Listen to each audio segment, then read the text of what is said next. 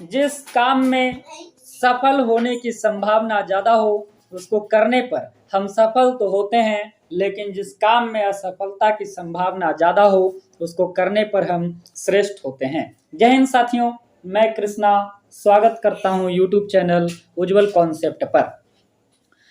साथियों, आज मैं गोधूली बुक के लिए क्लास 10वां के लिए हिंदी का एक काव्य खंड का एक पोयम है शानदार सा, जो गुरु नानक जी के द्वारा लिखा गया है। राम नाम बिनु बिरथै जगी जन्मा, जो नर दुख में दुख नहीं माने।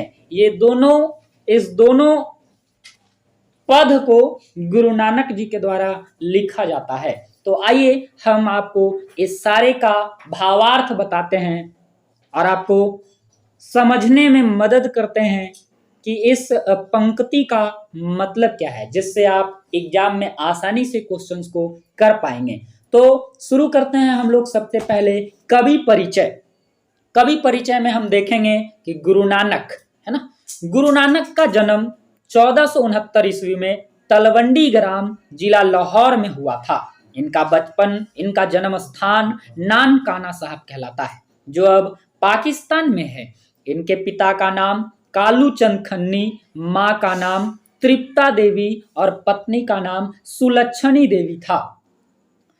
दरअसल बात ऐसा है कि इनके पिता व्यवसाय में लगाने वाले थे, परंतु इन्हें व्यवसाय में मन जरा भी नहीं लगता था। इनका मन भक्ति की ओर अधिकाधिक झुकता गया। इन्होंने हिंदू मुसलमान दोनों की समान धार्मिक उपासना पर बल दिया। वर्ण आश्रम व्यवस्था और कर्म कांड का विरोध करके निर्गुण ब्रह्मा की भक्ति का प्रचार किया। हाँ जी दोस्तों, आपको ध्यान रखना होगा कि वर्ण आश्रम व्यवस्था और कर्म कांड का इन्होंने विरोध किया था और निर्गुण ब्रह्मा की भक्ति का प्रचार किया था। आपसे क्वेश्चन पूछा जाएगा कि गुरु नानक जी ने किस चीजों का प्रचार किया, भक्ति में कौन सी चीजों का प्रचार किया, तो आपको बताना होगा कि निर्गुण ब्रह्मा की भक्ति का प्रचार किया। गुरु नानक ने व्यापक देशाटन किया। व्यापक देशाटन कहने का मतलब है कि इन्होंने यात्रा काफी किया।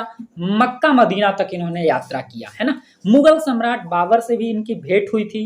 गुरु नानक ने सिख धर्म का प्रवर्तन भी किया, यानी सिख धर्म का निर्माण करने वाले, सिख धर्म का स्थापना करने वाले जो व्यक्ति थे वो गुरु नानक थे। इस कारण इनको सिख धर्म का प्रथम गुरु भी कहते हैं। गुरु नानक ने पंजाबी के साथ हिंदी में भी कविताएं लिखा है ना। ब्रजभाषा और खड़ी बोली दोनों का मेल मिलता है इनकी कविताओं में। इन्होंने भक्ति और विनय के पद को बहुत मार्मिक तरीके से समझाया है।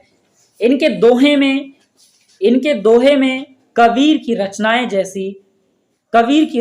जैसी मार्मिक घटनाएं देखने को मिलती है।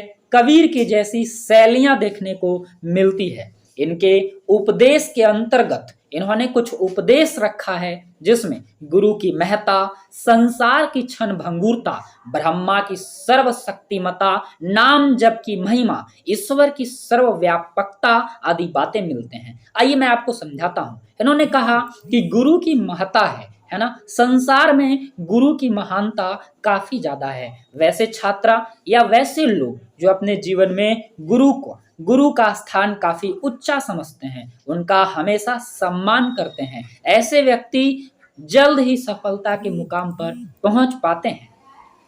संसार की क्षण भंगुरता, इन्होंने बताया कि संसार में जो चीजें आप देख रहे हैं, छोटी मोटी जो आपको सुख प्राप्त हो रहा है, ये सारे के सारे क्षण भंगुर हैं। ये सारे के सारे नष्ट हो जाएंगे।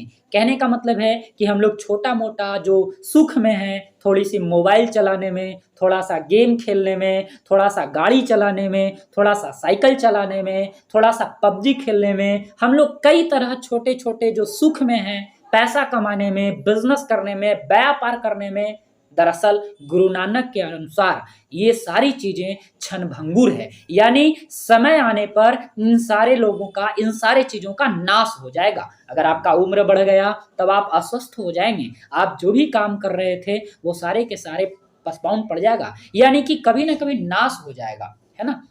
ब्रह्मा की सर्वशक्तिमता, इनका कहना था कि ब्रह्मा जो है सर्वशक्तिमता है। ब्रह्मा ही सबसे पावरफुल चीज है है ना। इन्होंने बताया नाम जप की महिमा, कहा कि आप धर्म को जो है आडंबर से मत जोड़िए। पूजा पाठ के लिए हुमाद है ना, अगरबत्ती है, कपूर है, तरह तरह की चीजें जो है ये सारे आडंबर हैं। इन्होंने बताया कि केवल भगवान का नाम जो है वही महान है, उसी को आपको जपना है।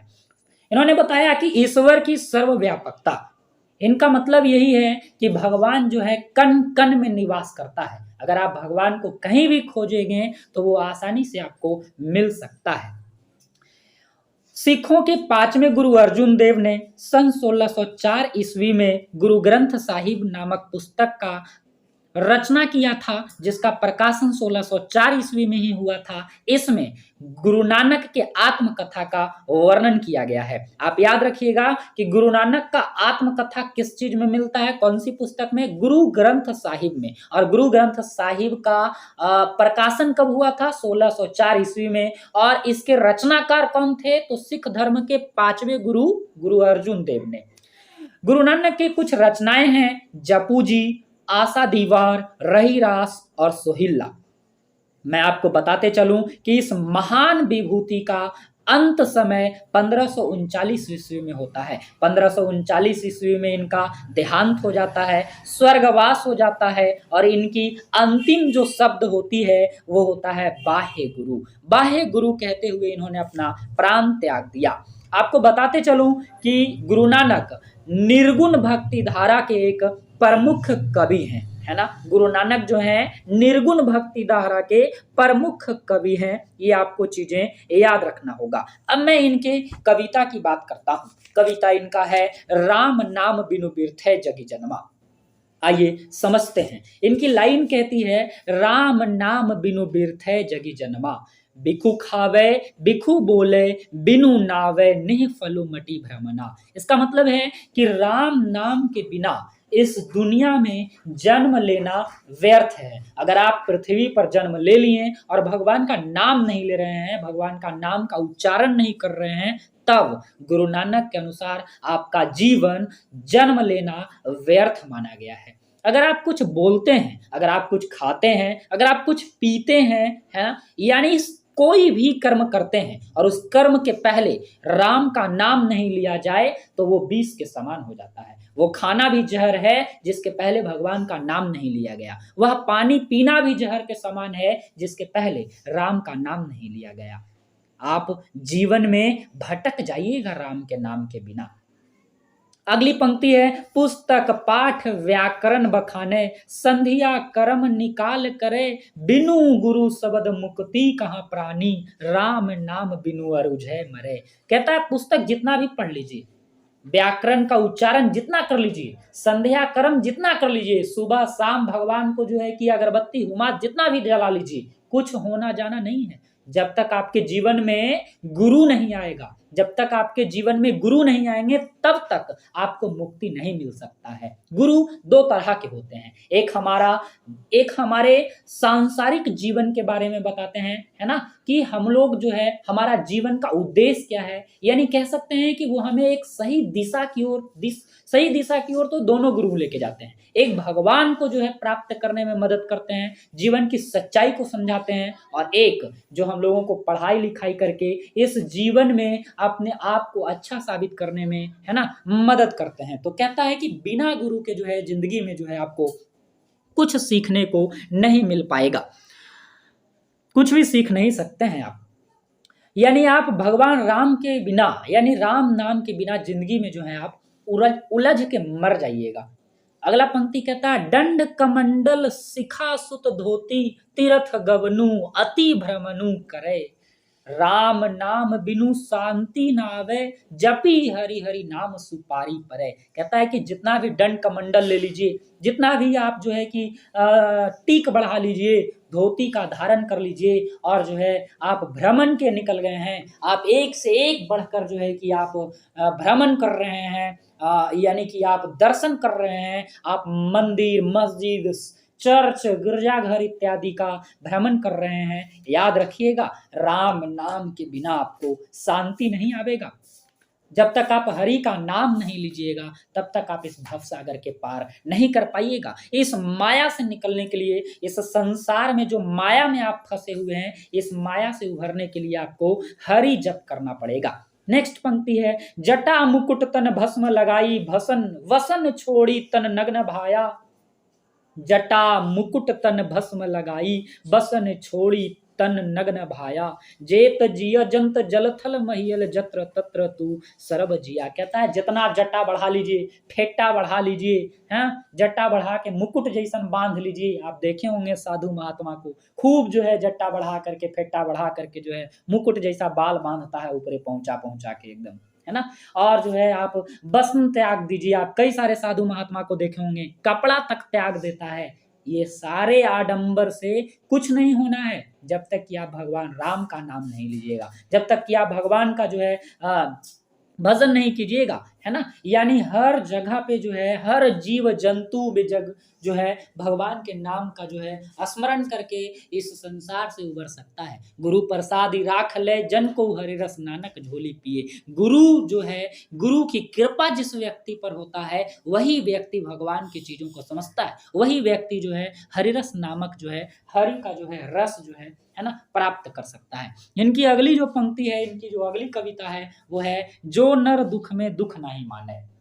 जो नर दुख में दुख नहीं माने से क्या मतलब है, क्या तात्पर्य है? जो नर दुख में दुख नहीं माने, सुख स्नेह अरुभय नहीं जाके, कंचन माटी जाने। कहता है कि जो व्यक्ति सुख में सुख नहीं मानता है, जो व्यक्ति दुख में दुख नहीं मानता है, जो व्यक्ति सुख में, है ना, सुख में जो है ज्यादा पागल नहीं होता है और दुख में ज्यादा चिंतित नहीं होता है, जो व्यक्ति कंचन को भी मिट्टी के जैसा समझता है, नहीं निंदा नहीं स्तुति जाके, लोभ मोह अभिमाना, हरस शोक तय रहे न्यारो, नहीं मान अपमाना। जो व्यक्ति निंदा नहीं करता है, जो व्यक्ति न तो किसी का निंदा करता है और ना ही अपनी कोई अच्छाई सुनता है ना, जिस व्यक्ति को लोभ नहीं है, मोह नहीं है, हाँ, मान अपमान की चिंता नहीं है, उसे खुशी में भी वैसे ही एक समान रहता है और दुखी में भी एक समान रहता है।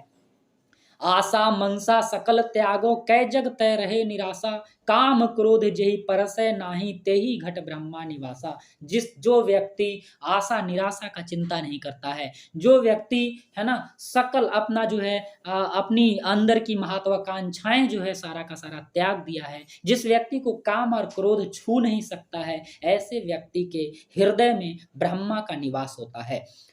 नेक्स्ट और अंतिम पंक्ति है इनका, गुरु कृपा जेहि नर पै, किन्हीं तिन्ह यह जुगत पिछानी, नानक लीन भयो गोविंद, सो ज्यों पानी संग पानी। कहता है कि जो व्यक्ति, है ना, जिस व्यक्ति पर गुरु की कृपा हो जाती है ना, वो इस संसार से निकलने के लिए उपाय ढूंढ लेता है और वह नानक लीन भयो गोविंद, सो ज्यों पानी संग पानी, और भगवान से इस तरह मिल जाता है जिस तरह से पानी में पानी मिल जाते हैं, उस तरह से आप भी भगवान में मिल जाएंगे। तो उम्मीद करता हूं साथियों कि आप जो है इस पूरे चैप्टर का भावार्थ अच्छे तरीके से समझे होंगे।